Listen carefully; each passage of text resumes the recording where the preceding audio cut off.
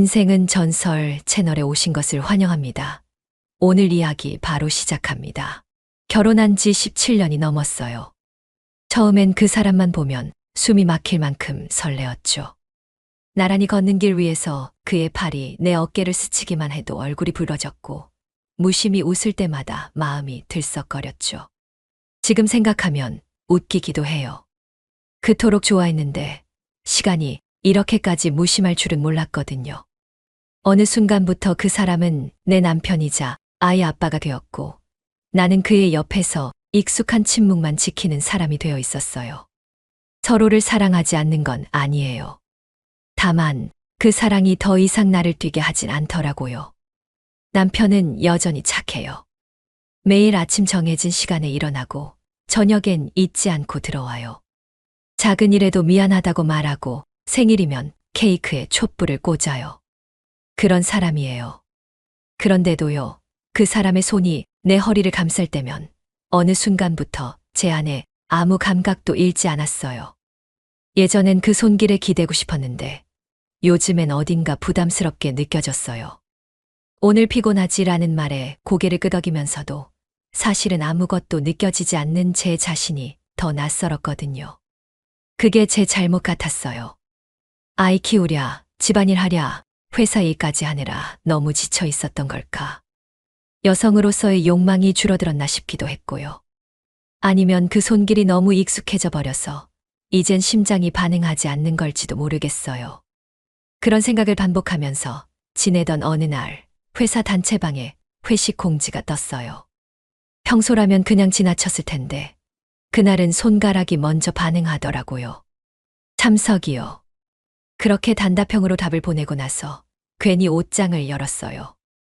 요즘은 퇴근하고 씻자마자 추리닝부터 입는데 그날은 좀 달랐죠. 거울 앞에 서서 블라우스를 몇 벌 꺼내놓고 한참을 고민했어요. 몸에 붙는 건 부담스러운데 또 너무 헐렁하면 회식 자리에서 나이 들어 보일 것 같고 결국 약간 허리를 잡아주는 밝은 회색 블라우스를 골랐어요. 화장도 살짝 더 했고요. 입술색은 평소보다 조금 진하게. 괜히 손이 그렇게 가더라고요. 그러면서도 스스로를 타일렀어요. 그냥 외출이잖아. 회식일 뿐이라고. 누가 보는 것도 아닌데 왜 이렇게 긴장하지? 이상했어요. 아니, 사실 알고 있었던 것 같기도 해요. 그 사람이 나온다는 거요. 윤태아 팀장. 우리 팀 책임자예요. 나보다 3살 어린데 늘 차분하고 배려심 깊은 사람이라 제가 많이 의지했어요. 누가 봐도 괜찮은 사람이죠. 그런데 그게 요즘엔 다르게 다가왔어요. 회의 중에 눈이 마주칠 때, 복도에서 스치듯 지나갈 때 괜히 시선이 따라가게 되더라고요. 태아 씨도 그걸 아는지 모르는지 가끔 웃을 때는 시선을 피하지 않고 바라보는 느낌이 들었어요.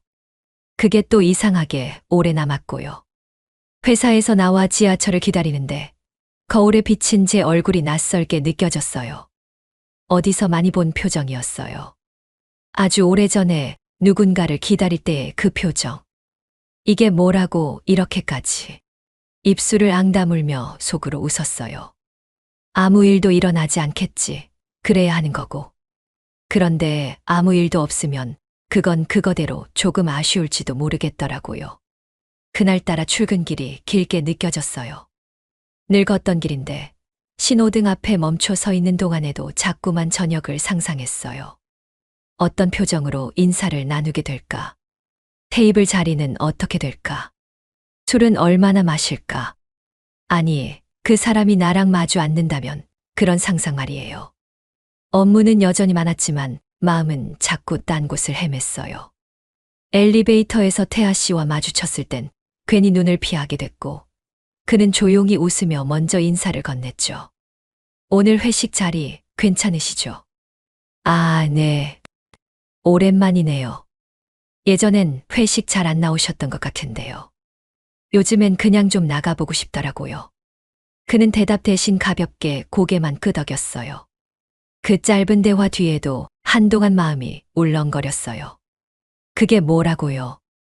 그런데 이상하게 그 한마디 한마디가 오래 남더라고요. 오후 내내 허리춤이 자꾸 불편했어요. 앉았다 일어날 때마다 블라우스 주름을 매만지게 됐고 화장실 거울 앞에 서면 립스틱 색이 흐려지진 않았나 확인하게 됐죠. 동료 한 명이 슬쩍 웃으며 물었어요. 오늘 좀 차려입으셨네요.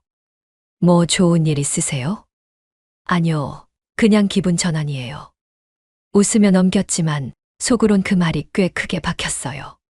티가 났나? 아니, 너무 의식하고 있었던 건 나 자신이었을지도 모르겠어요. 퇴근 무렵 약속된 식당으로 향했을 때부터 살짝 들뜨는 마음이 있었어요. 한껏 시끄러운 술집 안, 고기 굽는 냄새와 함께 사람들이 삼삼오오 자리를 잡기 시작했죠. 다행인지 어쩌다 보니 태아 씨 옆자리에 앉게 됐어요. 제가 먼저 자리를 잡은 것도 아니었고 그도 일부러 움직인 건 아니었는데 그렇게 되니까 괜히 또 떨리더라고요. 그는 늘 그렇듯 담백했어요. 고기를 굽고 물을 따라주고 옆 사람 이야기에 가볍게 웃으며 반응했죠. 그런데 저와 단둘이 말할 때는 조금 달랐어요. 눈을 마주치고 대화 중엔 꼭 제 말을 끝까지 기다렸다가 다시 답하곤 했죠. 말 한마디, 시선 하나에 신경이 쓰였어요. 요즘 일 많으시죠? 많이 피곤해 보이세요. 그런가요? 나이 탓인가 봐요. 이젠 야근만 해도 온몸이 아프더라고요. 그래도 오늘은 좀 즐기셨으면 좋겠어요. 잘 웃으시는 거 보기 좋더라고요. 그 말 별거 아닌데 이상하게 가슴이 간질간질했어요. 칭찬도 아닌데 칭찬보다 오래 남는 말이었거든요. 1차가 끝나고 자연스럽게 2차로 향했어요. 팀원 몇몇은 빠졌고 남은 사람은 5명 정도였죠. 작은 맥주집, 조용한 조명 아래 앉은 자리는 조금 더 가까웠어요. 옆자리에 앉은 태아 씨와의 거리도 좁혀졌고요. 처음 잔을 부딪히고 그가 제 앞에 맥주를 따라주는 순간 손등이 아주 잠깐 제 손가락을 스쳤어요. 우연이었겠죠. 그런데 괜히 숨이 막히는 느낌이 들었어요. 저도 모르게 잔을 들어 올리면서 시선을 피했고요. 시간이 꽤 흘렀나 봐요. 어느새 남은 사람은 우리 둘뿐이었어요. 다른 동료들은 인사를 하고 하나씩 자리를 떠났고 술도 제법 마신 터라 분위기가 느슨해졌어요. 밖은 이미 어두웠고 주말을 앞둔 금요일 밤이라 거리는 분주했죠.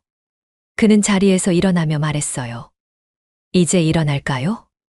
네, 많이 늦었네요. 밖으로 나오는데 시원한 밤 공기가 목덜미를 훑고 지나가면서 정신이 조금 또렷해졌어요. 그런데 걸음은 쉽게 떨어지지 않았어요. 택시 잡으실래요? 그의 물음에 고개를 끄덕이려던 순간 제 입에서 의도치 않은 말이 새어나왔어요. 조금만 더 걷고 갈래요? 왜 그런 말을 했는지는 모르겠어요. 정말 모르겠어요. 그저 이 시간이 너무 빨리 끝나버리는 게 아쉬웠던 것 같아요. 술 기운이 부드럽게 퍼지면서 발끝이 둥둥 떠 있는 듯 했어요. 그런데 이상하게 정신은 더 맑았거든요. 아니, 정확히 말하면 감각이 예민해졌다고 해야 할까요? 택시 안, 옆자리에 앉은 윤태아 씨의 온도와 숨결, 그리고 무심하게 떨궈진 손끝 하나까지 너무 또렷하게 느껴졌으니까요. 어깨가 살짝 스쳤는데 그 미세한 다음조차 몸 안쪽까지 퍼져버리는 기분이었어요. 피할 수도 있었어요.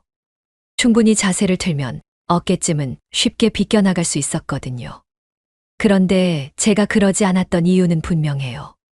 그 온기가 낯설지 않게 느껴졌기 때문이에요. 차창 밖 풍경은 점점 흐려졌고 말없이 흘러나오는 라디오 음악이 귓속을 간지리는데도 저는 그 곡조를 따라갈 수가 없었어요. 마음이 그 사람에게 가 있었거든요. 아니, 어느새 마음이 아니라 시선, 감각, 숨소리까지 모두 그에게 향하고 있었던 거죠. 손등 가까이에 내려와 있던 그의 손. 손톱 끝이 내 손가락에 닿을 듯 말 듯한 그 거리에서 나는 마치 지금 이 순간을 오래도록 기억하게 될 것 같은 예감을 느꼈어요. 말하지 않아도 알겠더라고요. 우리 둘 다 알고 있었어요. 지금 이 상태로 계속한다면 오늘 밤은 절대 평범하게 끝나지 않을 거라는 걸요. 여기 맞으시죠? 기사가 조용히 물었고 나는 무심하게 고개를 끄덕였지만 속은 전혀 담담하지 않았어요. 문이 열리고 그가 먼저 내려서 손을 내밀었을 때 저는 망설임 없이 그 손을 잡았죠. 술기운 때문이라고 하기엔 제 손이 너무 단단하게 그 손을 쥐고 있었어요. 따뜻하다는 감각, 그 하나만으로도 마음이 어느 쪽으로 기울고 있는지 확실히 알 수 있었어요. 몇 초간 우리 손은 쉽게 떨어지지 않았어요. 계단 몇 개를 함께 오르며 나란히 선 순간 저는 문 앞에 서서도 문을 열지 않았고 그 역시 아무 말 없이 제 옆에 멈춰 있었어요. 오늘 좀 달라 보이셨어요. 그의 말이 어깨를 타고 올라와 귀를 때리듯 파고들었어요. 전 그 말이 무슨 뜻인지 되묻지 않았어요. 알고 있었거든요. 저 스스로가 오늘 내내 그랬으니까요. 그 사람을 의식했고 그의 말투와 눈빛, 조심스런 손길에 자꾸만 마음이 끌렸거든요. 아무렇지 않게 웃는 척했지만 제가 그렇게 많이 흔들리고 있었던 거였어요. 팀장님도 마찬가지였어요. 내 입에서 그 말이 흘러나오는 순간 그가 고개를 살짝 들었고 시선이 깊어졌어요. 입술이 다가오는 데까지는 몇 초도 걸리지 않았지만 제게는 아주 느리게 흘렀어요. 그리고 마침내 아주 조심스럽게 닿았던 그의 입술이 내 입술을 가만히 덮었어요. 스치듯 지나갈 줄 알았는데 한 번 더, 조금 더 길게 그리고 아주 부드럽게 움직였어요. 저는 눈을 감았고 손끝이 그의 셔츠를 잡아당기는 걸 멈추지 못했어요.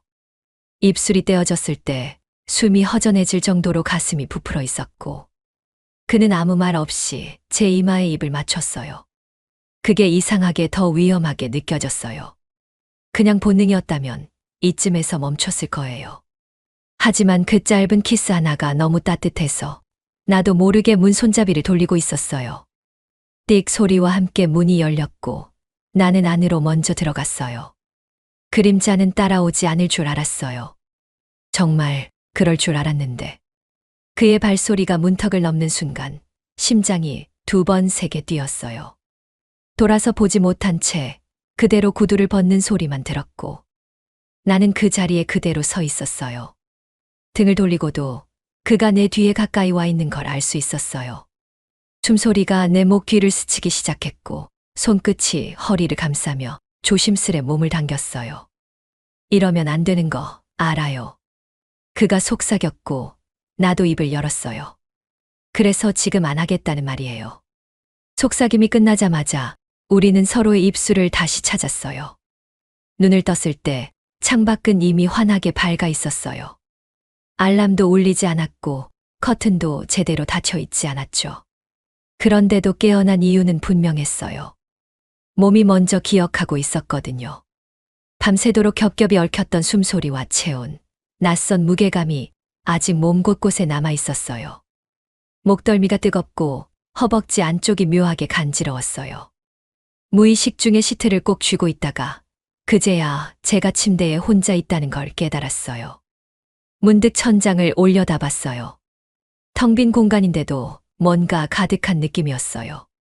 그 사람의 그림자가 아직 방 안 어딘가에 남아있는 듯 했거든요. 그게 이상하게도 싫지 않았어요. 오히려 조금 안심이 되더라고요. 그 사람은 새벽녘에 조용히 나갔고 저는 그를 붙잡지 않았죠.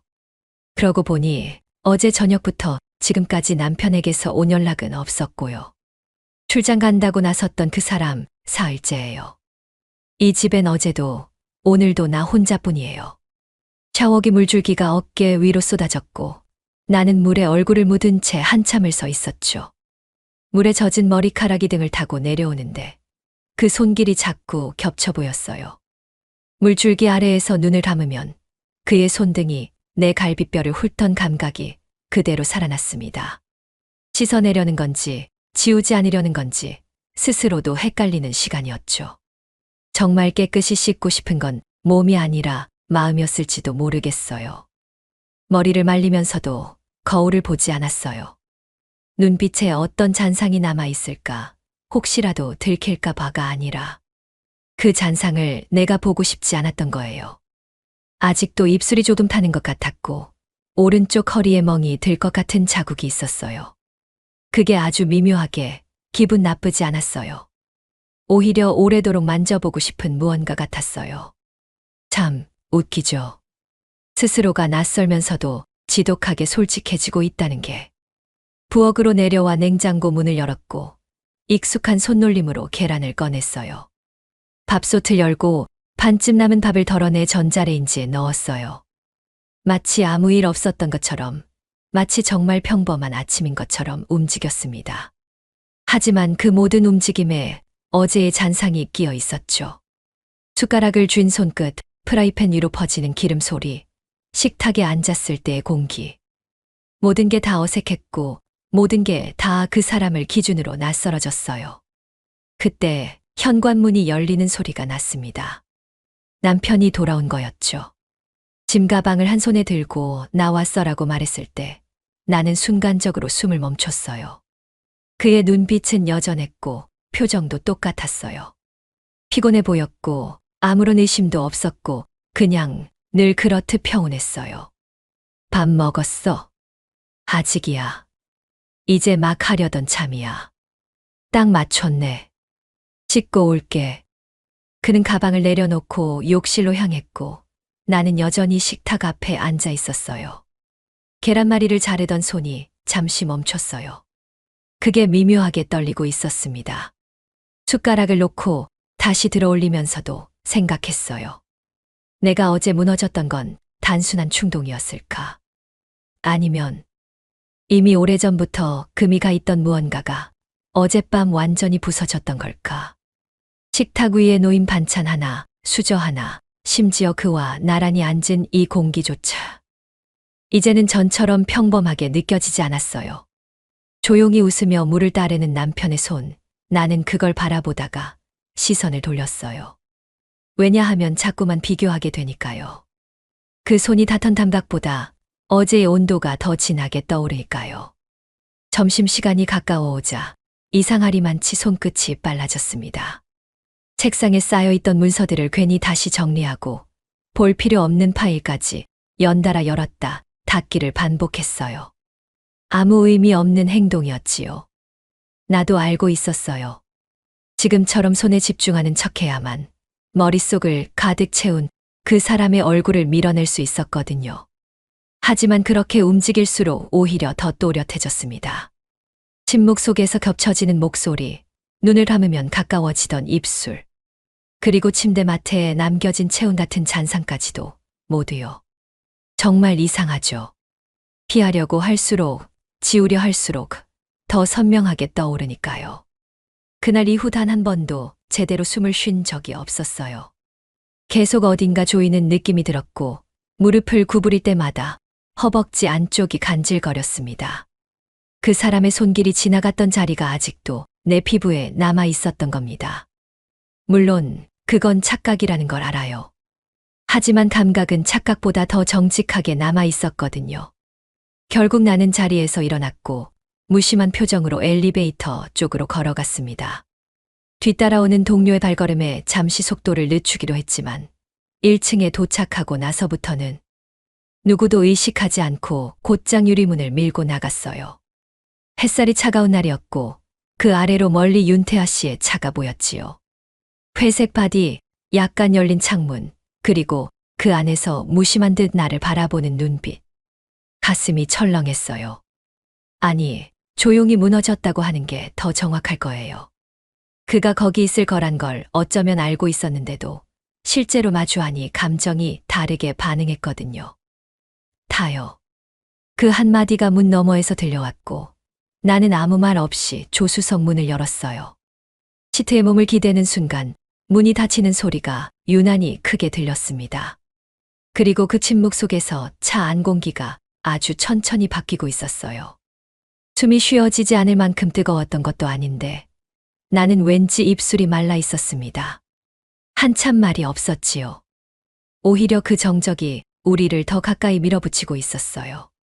말을 꺼내면 뭔가 깨질 것 같았고 그래서 서로 아무 말 없이 상대의 눈을 보기만 했습니다. 그날 이후로요. 제가 입을 열었을 때 그도 마침 고개를 돌렸어요.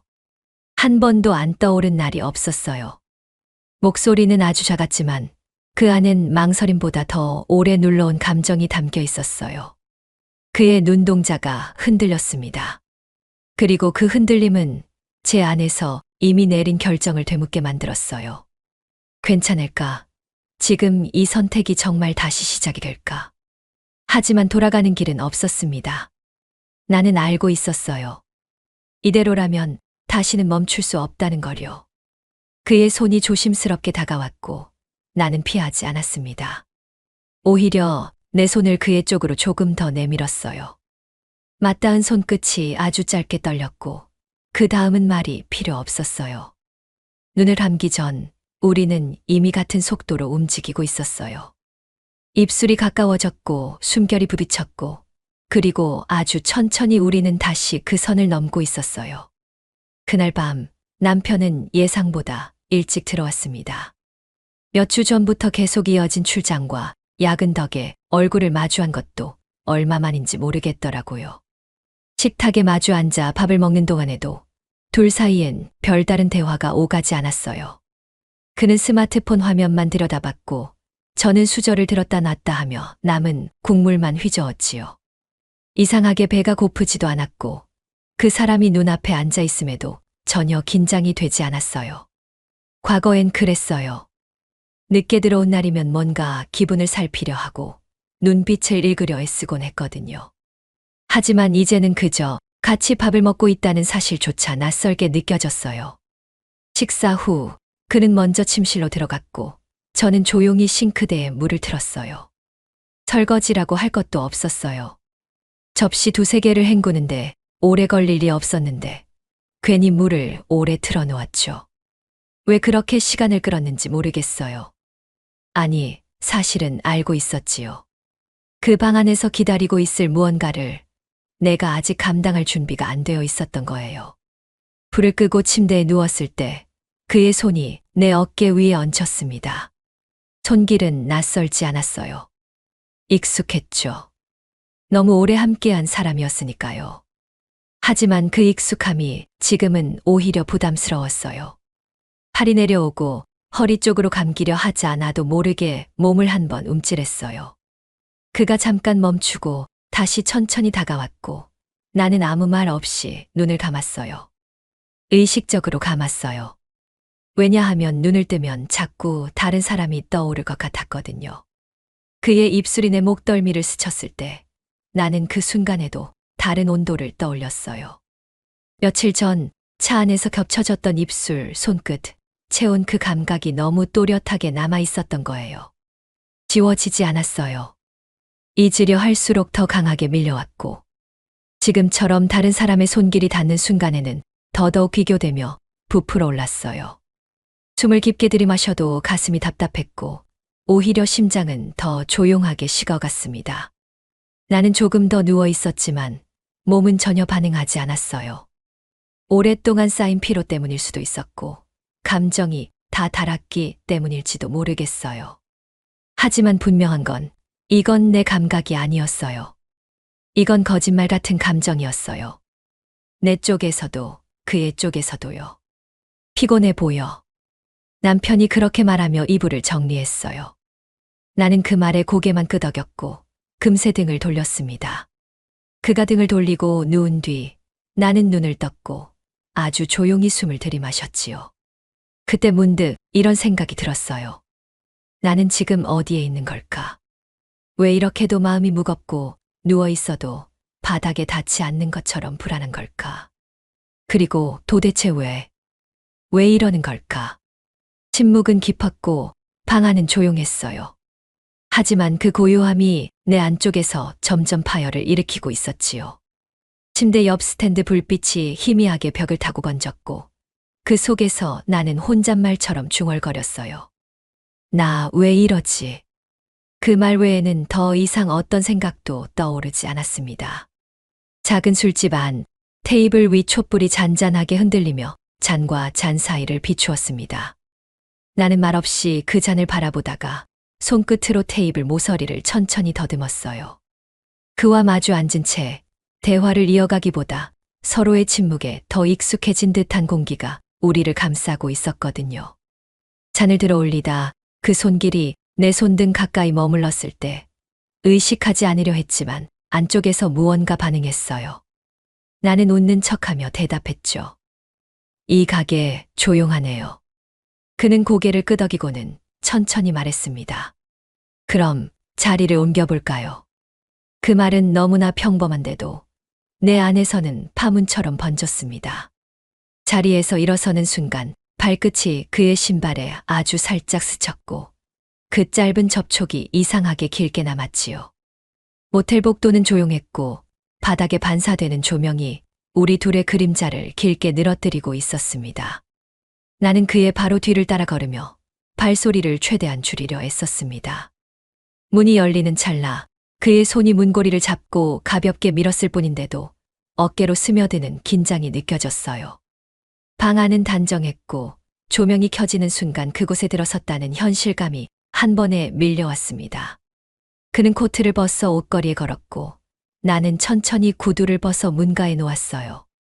가방을 테이블 위에 올려놓으려던 찰나 내 손등에 그의 손이 살짝 겹쳐졌고 그 짧은 순간조차 무겁게 다가왔습니다. 나는 그와 눈을 마주치려다 말고 고개를 돌렸어요. 그런데 시선이 돌아가는 방향마다 공기가 너무 고요해서 오히려 마음이 소란스러워졌습니다. 괜찮을까요? 나도 모르게 중얼였는데 그 말은 내게 하는 말이자 그의 반응을 확인하고픈 마음이었지요. 그는 내 어깨에 조심스레 손을 얹었고 그 감촉이 생각보다 조심스러워서 숨을 들이마시게 되었어요. 어색하지 않게 움직이려 했지만 심장은 점점 더 요동쳤고 마치 잘못된 타이밍을 스스로 알고 있는 것 같았어요. 그가 내 손목을 살짝 잡고 소파에 함께 앉자고 이끌었을 때 나는 그대로 따랐고 등받이에 기대면서도 몸의 긴장감을 지우지 못한 채 그의 옆에 앉았습니다. 손등이 그의 바지에 가볍게 닿는 순간 나는 그 자리를 피하지 않았습니다. 도망치듯 뺐어야 했지만 몸은 그를 향한 기억을 되짚듯 반응했고 심지어 그 반응이 익숙하게 느껴진다는 점에서 더 혼란스러웠습니다. 그가 천천히 고개를 돌려 내 목선을 바라보는 시선이 닿을 때 나는 숨을 들이마셨고 심장이 뒷목까지 올라온 듯 뜨거워졌어요. 그의 손이 내 허리선을 따라 조심스럽게 올라왔고 나는 무심하게 보이려 했지만 손끝 하나에 긴장이 온몸을 휘감고 있었지요. 그의 입술이 내 귀 가까이까지 다가왔고 숨소리가 스치기 시작하면서 나는 결국 눈을 감았습니다. 입술은 아직 닿지 않았지만 그 거리의 압박감이 머리끝까지 차올랐습니다. 내 입술은 미세하게 벌어졌고 숨을 들이마실수록 온몸이 그의 기척에 몰입했어요. 이건 잘못이겠죠. 그런데 왜 멈추지 않는 거죠? 내 속에서는 수없이 많은 질문이 울렸지만 입술은 그 어느 때보다 무겁게 닫혀 있었습니다. 그가 내 어깨에 손을 얹고 가볍게 끌어안자 나는 천천히 기대었고 그 순간 뺨과 뺨 사이로 흐르는 체온이 아주 선명하게 스며들었어요. 그의 손끝이 등 라인을 따라 부드럽게 움직일 때 나는 몸을 뒤틀지 않았습니다. 그저 심호흡처럼 긴 숨을 내쉬며 그 감각이 어떻게 스며들고 있는지를 따라갔을 뿐입니다. 조용히 들리는 숨소리 사이로 지퍼가 살짝 내려가는 소리가 들렸고 나는 고개를 들어 그를 바라봤습니다. 지금이라도 멈춰야 하지 않을까요? 입 밖으로 나온 그 말은 반문이었고 동시에 확인이었습니다. 하지만 그는 대답하지 않았고 다만 손끝으로 내 손을 감싸주며 조용히 시선을 내렸습니다. 그 눈빛에 담긴 것이 무엇이든 나는 그 순간 마음이 더 이상 저항하지 못하고 있음을 인정해야 했어요. 무너지는 건 순식간이 아니었고 천천히 아주 조용히 이미 내부에서 시작되고 있었던 것이었습니다. 아침부터 달걀을 삶고 장을 보러 나갔습니다. 오래간만에 혼자 준비하는 식탁이라 그런지 이상하게 긴장이 되었어요. 남편의 생일이었습니다. 몇 해 전부터는 서로 아무 말 없이 지나가던 날이었지만 올해만큼은 조금 다르게 해보고 싶었지요. 그에게 뭔가를 바란다는 게 이제는 의미 없다는 걸 알면서도 막상 이렇게 움직이고 있는 내 자신이 못내 이상해 보였습니다. 마트에서 재료를 고르고 케이크 앞에 멈춰선 채 한참을 고민했어요. 너무 과한 건 아닐까? 또 괜한 오해를 사는 건 아닐까? 하지만 어쨌든 이건 나의 다짐이자 실험 같은 것이니까요. 마지막 시도라는 생각이 들기도 했고요. 정육 코너를 돌며 고개를 들었을 때 쇼케이스 유리에 비친 내 얼굴이 생각보다 쓸쓸해 보여서 한번 웃어봤습니다. 집에 도착하자마자 재료를 꺼내고 찜을 만들 준비를 했어요. 달궈진 팬 위에 재료를 하나씩 얹을 때마다 마음속에서 무언가 쌓이는 기분이 들었습니다. 뭐라도 되돌릴 수 있을 거라 믿는 건 아니었어요. 다만 한 번쯤 따뜻하게 굴어보고 싶었어요. 남편이 언제 들어올지 몰라 시계를 여러 번 들여다봤고 중간에 조명이 잘 비추는 각도를 보며 세팅도 바꿨습니다. 내가 지금 무엇을 하고 있는지, 이게 누구를 위한 건지 잠깐 멈춰서서 묻게 되었어요. 하지만 다시 한번 접시 위의 고기와 나물을 정돈하며 생각했지요. 누구를 위해서든 내가 하고 싶어서 하는 거니까요. 그 순간 폰 화면이 번쩍이며 메시지가 도착했습니다. 윤태하, 그 이름이 전광판처럼 또렷하게 떠올랐고 나는 순간적으로 고개를 젖혔어요. 화면을 열지 않아도 알 것 같았지만 확인하지 않을 수는 없었습니다. 지금 잠깐이라도 볼 수 없어요? 짧은 문장이었지만 그 안에 너무 많은 것이 들어 있었어요. 그날의 여운, 숨소리, 시선, 체온 전부가 그 말 한 줄로 되살아났거든요. 나는 그 자리에 앉은 채로 몇 분간 아무 말도 할 수 없었습니다. 괜히 물을 마시고 전화기를 뒤집었다가 다시 들었다가를 반복했어요. 가슴은 조용하지 않았고 눈앞의 식탁은 더 이상 잔잔하게 보이지 않았습니다. 정신을 가다듬고 다시 준비를 이어갔습니다. 생일 케이크를 조심스럽게 상자에 담아들었고 남편이 들어올 시간이 가까워졌으니 거실 불도 바꾸고 잔도 정리했어요. 그런데 현관 앞으로 걸어갔을 때 손에 들린 케이크 박스가 유독 무겁게 느껴졌습니다. 무게 때문이 아니었어요. 그 안에 담긴 내 마음과 망설임이 손끝까지 번져서였을 겁니다. 그때였습니다. 윤태아, 지금 아니면 못 참을 것 같아서요. 두 번째 메시지는 망설임을 단숨에 지워버릴 만큼 직접적이었고 나는 손끝으로 케이크 상자를 다시 한번 움켜쥐었습니다. 안 돼, 오늘은 안 돼요. 입 밖으로 나온 그 말이 나를 잡아당기려는 듯. 나는 문고리를 붙잡은 채 그대로 멈춰섰습니다. 손끝은 떨렸고 심장은 마치 문 너머에서 울리는 소리처럼 격하게 뛰고 있었지요. 이 문을 열면 모든 게 다시 흔들릴까봐 두려웠습니다. 하지만 닫힌 문 뒤 내 마음은 이미 반쯤 열려 있었던 것 같습니다. 저녁 식탁 위 초는 이미 반쯤 타 들어가 있었고 접시 위 음식은 온기를 거의 잃고 있었습니다. 남편은 오랜만에 미소를 지으며 맛있네. 당신 요리 늘 좋아라고 말했지만 그 말은 벽에 부딪힌 듯 공허하게 울려 퍼졌지요.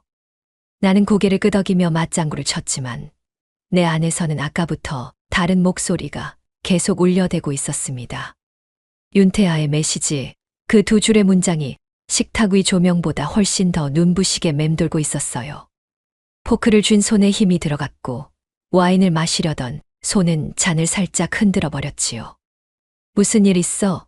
남편이 물었지만 나는 천천히 고개를 저으며 웃었습니다. 아니에요. 그냥 좀 피곤해서요. 거짓말 같지 않게 말하려고 애썼고 실제로 오늘 하루 종일 마음이 지쳐 있었거든요. 저녁이 끝난 뒤 식탁을 치우며 그가 TV를 켰고 나는 조용히 접시를 씻어 들어갔습니다. 찬물에 손을 담근 채 나는 반사된 내 얼굴을 바라봤어요. 그 표정이 익숙하지 않다는 사실이 가장 낯설었고 거울 속 눈빛이 자꾸만 다른 누군가를 향하고 있는 것 같았어요. 나는 물기를 털며 핸드폰을 열었고 몇 초간 머무시다 결국 문자를 보냈습니다. 오늘 아니, 내일 잠깐 볼 수 있을까요? 답장은 오래 걸리지 않았습니다. 네. 언제든 괜찮아요. 불쑥 올라오는 안도감에 눈을 감았고 그 짧은 시간 동안 내가 정말 어디에 마음을 두고 있는지 조금씩 더 분명해졌습니다. 모두가 예상했을 그 결말이 내 안에서는 아직도 지워지지 않은 감정으로 남아 있었거든요. 다음 날, 우리는 아주 짧은 만남을 가졌습니다. 카페 한편 구석 자리였고, 그는 여전히 조심스러웠습니다. 나는 커피를 마시며 아무 말도 못 하다가, 결국 먼저 입을 열었어요. 우리는 계속될 수 있을까요? 내 말은 무게보다 바람처럼 흘러나왔고, 그는 한참을 바라보다가 잔잔하게 대답했습니다. 나는 강요하지 않아요. 그냥 당신이 괜찮다면 그걸로 돼요. 그 말에 오히려 마음이 무너지는 줄 알았어요. 잡아달라고 말하고 싶은데 그런 말을 듣지 못했기 때문에 더 다급해졌습니다. 그가 이렇게 말할 수 있는 사람이라서 더 벗어날 수 없게 되는 걸까 싶었어요. 그는 조용히 내 손을 잡지도 않았고 시선을 붙들지도 않았어요.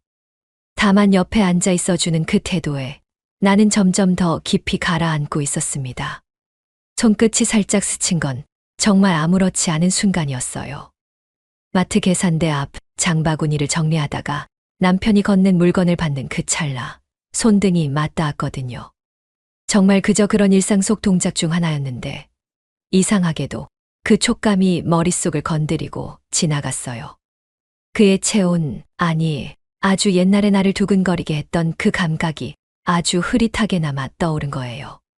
그런데 그 느낌보다도 그 감각을 내가 기억하려고 애쓰고 있다는 사실이 더 당황스러웠어요. 왜 이제 와서 굳이 그런 걸 떠올리려 하고 있었을까요?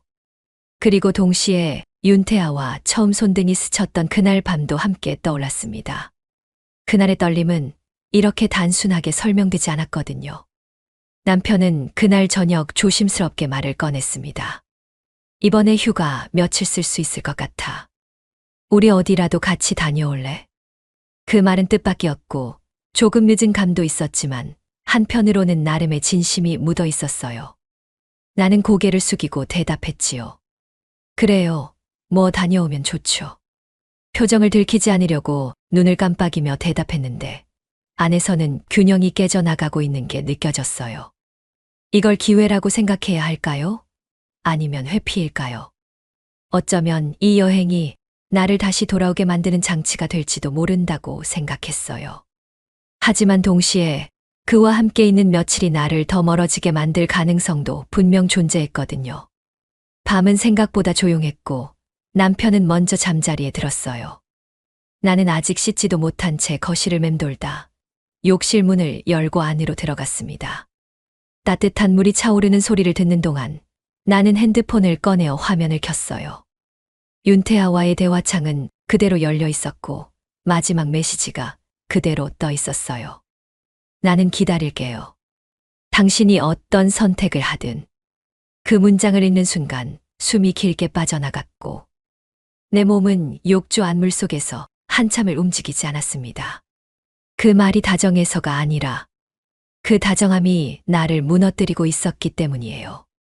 물 위로 손을 뻗으며 나는 생각했어요.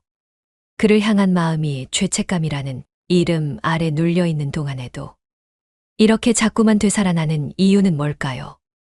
불빛이 수면 위로 퍼지고 있었고 그 아래로 내 마음은 점점 더 가라앉고 있었습니다. 문이 닫히는 소리가 유난히 또렷하게 들렸습니다. 낯선 공간에 들어섰다는 사실이 피부로 느껴졌고 신발을 벗는 손끝이 괜히 서툴렀어요.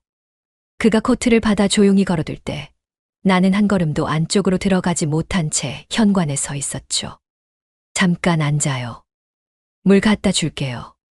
소파를 가리키는 그의 손짓이 자연스러웠기에 나도 아무 말 없이 그 방향으로 걸음을 옮겼어요. 굳이 얘기하지 않아도 되는 조용함이 흐르고 있었고 그 침묵이 오히려 더 많은 걸 얘기하는 것 같더라고요. 소파에 조심스레 앉자 다리 위로 깍지 낀 손이 자꾸 땀이 차는 걸 느꼈어요. 그는 부엌에서 물 한 잔을 따라왔고 그 잔을 받아드는 순간 손끝이 닿는 데서 오는 떨림은 숨길 수 없었죠. 아무 일도 없다는 듯 잔을 들고 한 모금 삼켰지만 물맛은 느껴지지 않았어요. 입안에 남은 건 단지 그의 온기였고 그걸 무시하려 애쓰는 내가 더 이상했죠. 그가 내 옆에 앉자 소파 쿠션이 살짝 내려앉는 감각까지 또렷하게 전해졌고 그 무게감이 마치 내 마음속으로 스며드는 것 같았어요. 그의 팔이 소파 등받이를 넘는 순간 나는 자연스럽게 몸을 한쪽으로 기울였고 그 가까운 거리에서 숨이 조금 더 가빠졌죠. 오늘은 아무 생각 말고 그냥 내 옆에 있어줘요. 그 말에 대답하지 않았지만 거절의 의미는 전혀 없었어요. 어쩌면 내 쪽에서 더 오래 기다렸던 말이기도 했으니까요. 그의 손끝이 천천히 머리카락을 스쳤고 나는 눈을 감으려다 그를 바라보게 되었어요. 그 눈빛에는 어떤 설명도 담겨 있지 않았는데 묘하게도 그게 더 깊숙이 파고들었죠. 내가 먼저 그의 어깨에 기대자 그는 말없이 나를 감싸 안았고 그 포옹 안에서 나는 아주 천천히 숨을 내쉴 수 있었어요.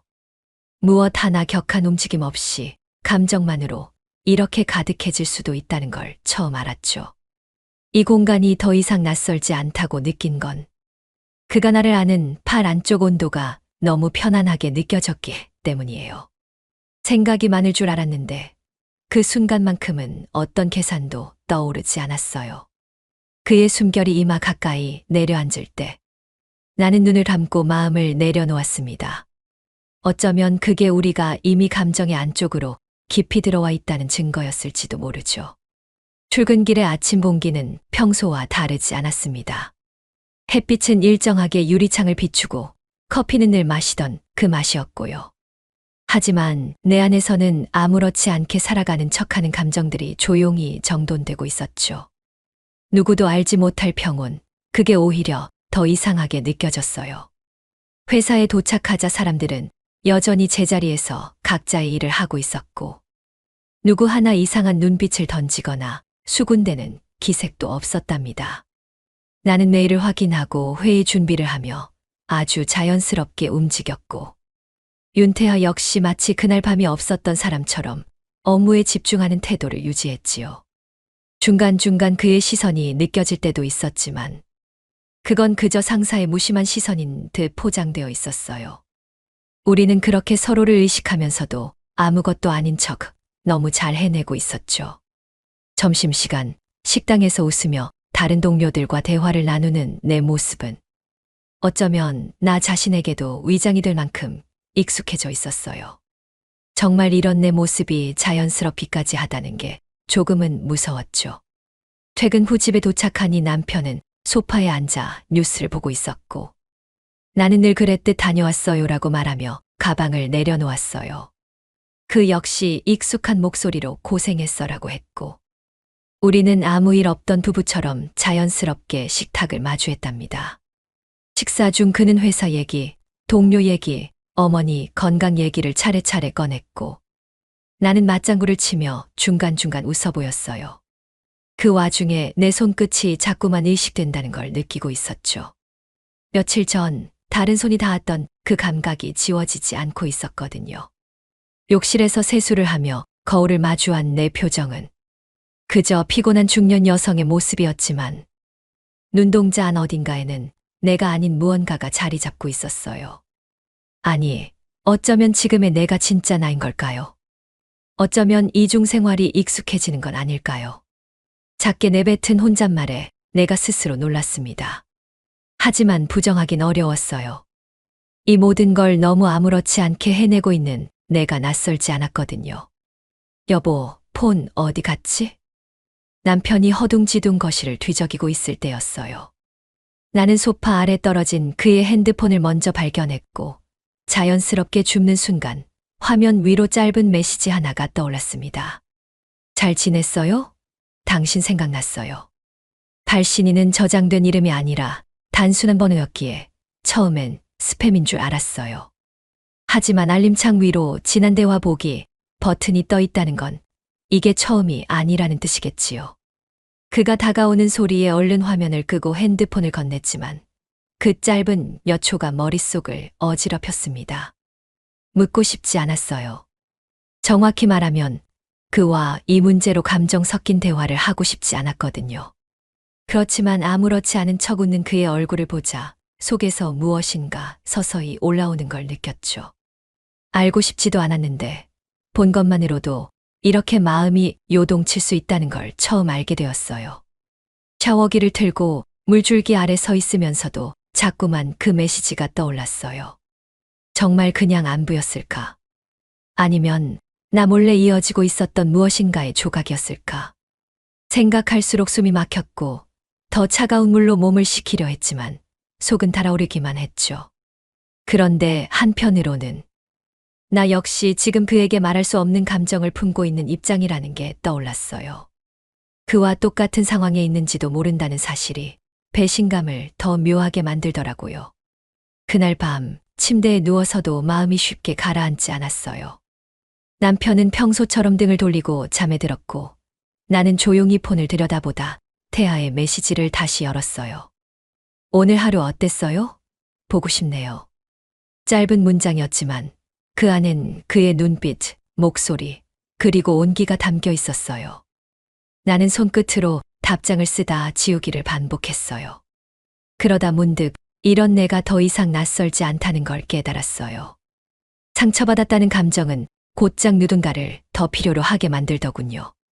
이상하게도 그날 나는 태아에게 더 깊이 안기고 싶다는 생각을 떨칠 수 없었습니다. 그 감정은 말릴 수 없는 방향으로 흘러가기 시작했지요. 창밖으로 내리는 빗방울 소리가 유난히 크게 들리던 저녁이었어요. 창문을 닫고 난 뒤에도 마음 한구석엔 스며드는 바람처럼 정리되지 않은 감정이 남아 있었지요.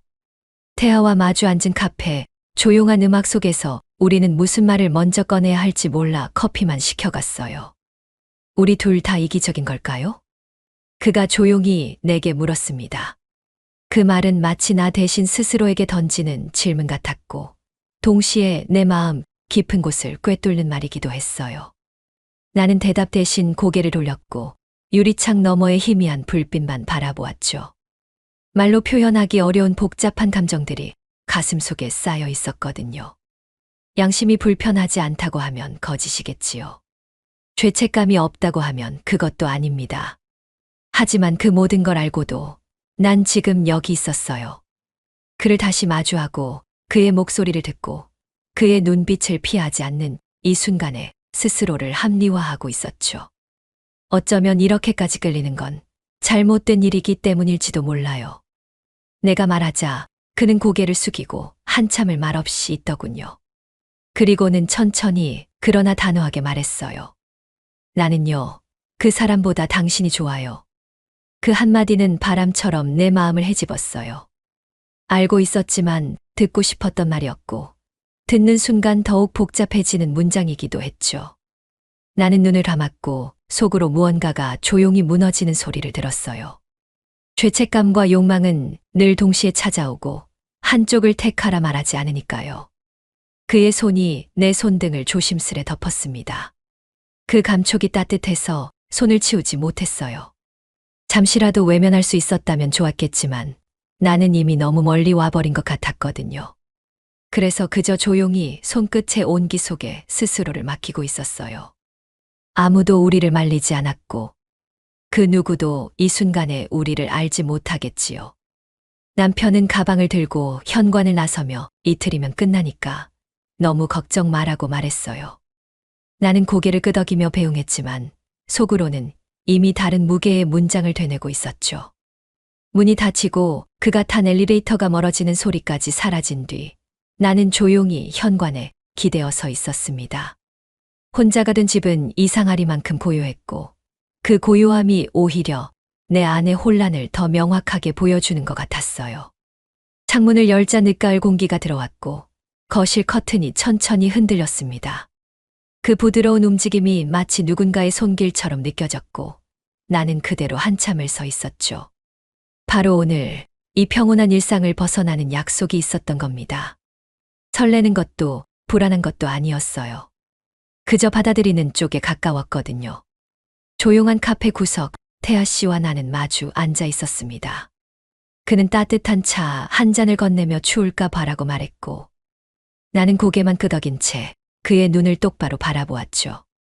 말이 오가기도 전에 우리는 이미 많은 걸 알고 있었고 말없이 맞잡은 손은 어느새 두 번째 심장처럼 뛰고 있었어요. 주변 소음은 멀리서 흐르는 배경음악처럼 들려왔고 우리 둘 사이의 정적은 이상하게도 편안했죠. 그가 먼저 입을 열었습니다. 우리 이제 본격적으로 만나볼까요? 그 말은 파문처럼 번졌고 나는 순간적으로 숨을 들이켰어요. 무수한 단어가 머릿속을 스쳐갔지만 그 순간 나는 어떤 말도 떠올릴 수 없었습니다. 대신 손을 더 세게 잡았고 그가 그 힘을 알아차렸다는 듯 부드럽게 웃었어요. 창밖에는 어둠이 내려앉고 있었고 그 안에서 나는 처음으로 진짜 나 자신을 마주한 것 같았어요. 모든 선택이 끝난 건 아니었지만 적어도 이 감정만큼은 진실하다고 믿고 싶었거든요. 그리고 그 순간 나는 그 손을 놓지 않았습니다.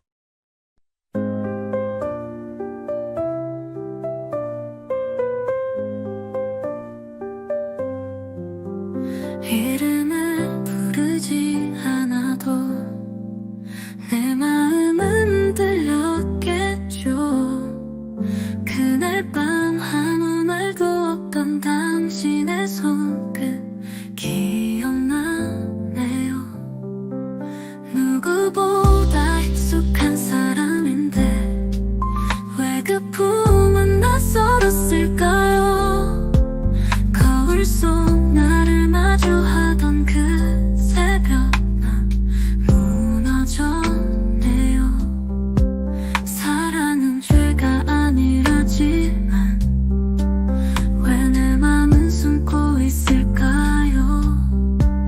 그 사람보다 따뜻했던 그 눈빛 난 무너졌네요. 사랑은 죄가 아니라지만 왜 내 맘은 숨고 있을까요? 그 사람보다 따뜻했던 그 눈빛 왜 면 못했어요? 이제는 돌아갈 수 없죠. 그 평범했던 일상으로 그의 손이 날 덮었을 때 나는 다시 숨을 쉬었죠. 잘못이라는 걸 알아요. 하지만 날 알게 해줬죠. 그에게 말 못한 모든 것 그가 대신 들어줬어요. 이제는 멈출 수 없죠.